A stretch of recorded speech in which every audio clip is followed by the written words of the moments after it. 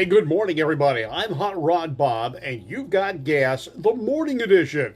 Glad you could tune in. Today, we're going to talk about an interesting car manufacturer. Now, many of us watch cartoons, and we see Wile E. Coyote and the Roadrunner, and they always open up a box of something from Acme this or Acme that. And you know what? It's real. There was a company.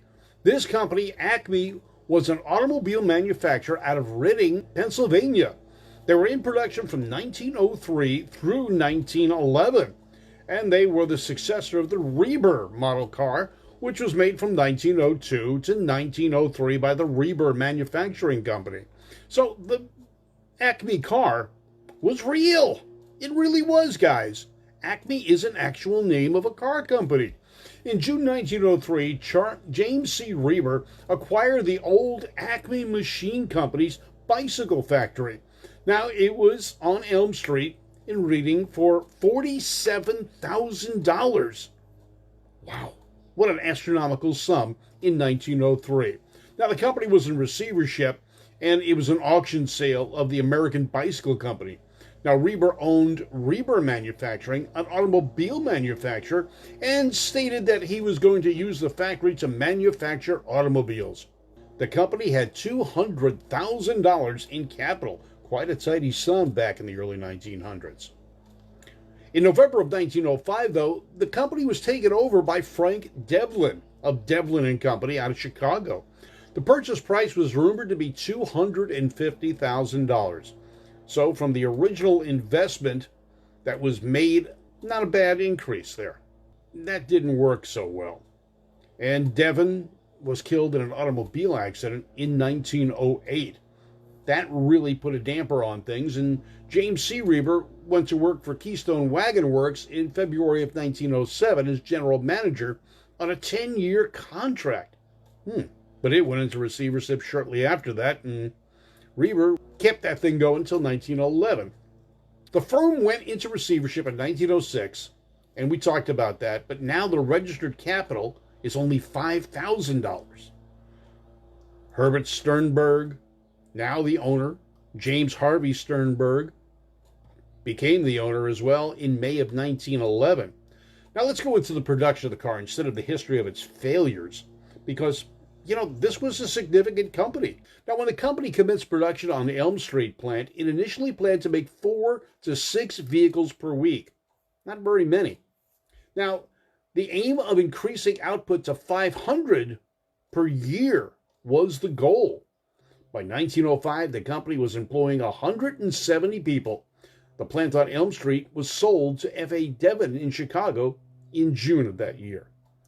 And one of the things they say in their ad is they made every part that went into their cars. They didn't buy parts from anybody else. They were also using sprags and a bar inserted between the spokes of the wheels as an additional safety mechanism to hold the car in position when it was parked on a hill. A parking brake. Very novel idea. By September of 1907, Acme is thought to have made 520 cars since production began on the Elm Street plant. From April 1908, Krupp nickel steel was used in construction of its transmissions. So again, they're making it all. They're making their transmissions as well. At the time, they also used Iserman high-tension magnetos. All right, so they didn't make everything. Oh, they used Exide batteries. Exide's still in business today. I've got an Exide battery in one of my cars. Press-to-light gas tanks. And never-out gas lamps. Got to remember, they didn't have electrical lamps at that point in time. There was not necessarily a charging system on the vehicle. So they used gas or oil or kerosene-powered lamps to light the way when they were driving at night. Also so you could see them. Now, there was a Type 5 Model A, marketed as a Reber from 1903, and it was called the Acme, though, but it was a Type 5, marketed as a Reber, was a tonneau, powered by a 12-horsepower vertical twin-fitted engine with a 3-speed transmission and double chain drive. No drive shafts like we're used to today. They used a chain drive system. It was advertised at a cost of $1,800, and it weighed 1,650 pounds. The wheelbase was a meager 78 inches, and it was 54 inches wide. In 1904, they introduced the Type 5. It was a 16 horsepower car that was advertised for sale for $1,650. Less expensive. A year later, they're producing more cars. The cost per vehicle goes down. However, in 1905, the same model, the Model 6, actually, the Type 6, sold for $2,000. It had the same 16 horsepower engine. It had an 84-inch wheelbase, and it was on a steel chassis. This type was offered with an option of three different types of body styles. There was a standard touring car, a delivery body, we call them pickup trucks now, or an enclosed opera sedan. Now, that is unusual and unique for the time. A closed vehicle. Most of them were open vehicles. By 1905, they'd increased the horsepower as well on another model with 30 horsepower, with a top and headlights and 4-speed transmission. Whoa, we're getting really technical here. The price, $2,750, a hefty sum back in those days. A total of 6 models from 9 to 30 horsepower were advertised during those years, with price ranges from the low of $800 to the high of $2,750. In 1905, they also had the $800 model, which we talked about a moment ago. It had a single-cylinder, 9-horsepower engine on a steel chassis with a very tiny 76-inch wheelbase. They had a runabout Type X, a 16-horsepower, 2-seater vehicle, 3-speed transmission, and what they called a semi-racing body. Interesting. Advertised for $1,000. In 1906, the company was advertising a 5-passenger tonneau. In a national trade magazine, this model had a 4-cylinder, water-cooled engine, 30 to 35 horsepower. They weren't quite sure. I wonder how they measured horsepower back then. The motor was priced at, or the whole car was priced at $2,750. It had a maximum top speed of 50 miles per hour. It had a wooden body on a pressed steel frame, 3-speed transmission, double chain drive for reliability. Its tank held 18 gallons of fuel. The car weighed 2,200 pounds, which was quite heavy for the time. The wheelbase, 102 inches, and was 56 inches wide. That car cost an extra $150. Now, they also had a touring car in 1906. It was priced at $3,500. By 1908, it had gone down to $3,000. It was a 7-passenger touring car with a 4-cylinder motor, 45 to 50 horsepower. Maximum speed, now we're getting up there, 60 miles per hour or 97 kilometers. It had a wooden body on a pressed steel frame. The car weighed 2,600 pounds. It's a heavyweight now. And its wheelbase stretched 114 inches and still 56 inches wide. The tires were 4.5-inch Morgan & Wright on 34-inch diameter wheels. It had a 20-gallon fuel tank, so you could drive this thing for quite some time. In 1907, a 5-passenger touring sedan came about, which sold for $2,800, and it had a roadster. Now, it was similar to previous cars, but the roadster sold for $3,500 in 1907. There was another model that came on later on, no details, possibly a Vanderbilt race car, and the car was powered by a bored-out, 6-cylinder engine. Wow. And it had shock absorbers, something unique. Now, this slowed down the motion of the suspension, and it was lighter than the stock 6-cylinder cars. Testing began in 1908 because they were interested in racing and endurance. I'll get to that in a little bit. So they kept making cars. They had what they called the midget runabout, 45 to 50 horsepower. It sold for a hefty $3,250. During the year, a new 30 horsepower runabout with a shaft drive was developed.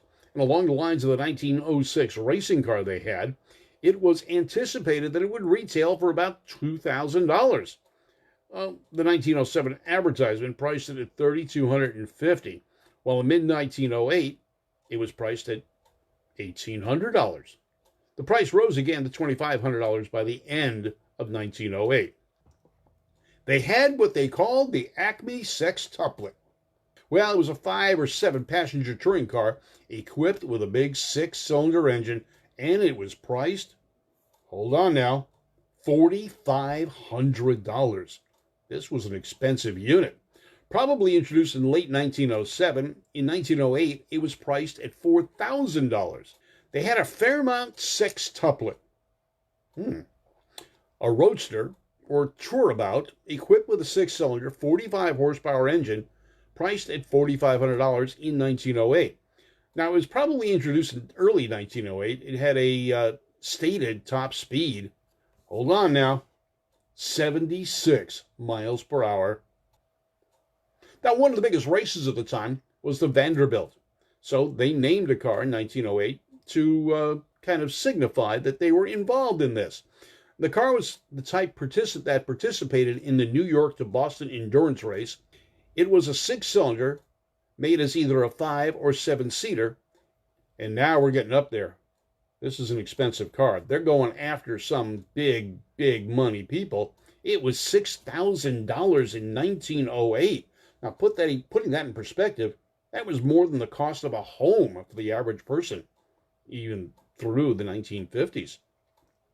All Acme automobiles came with a 1-year absolute binding guarantee.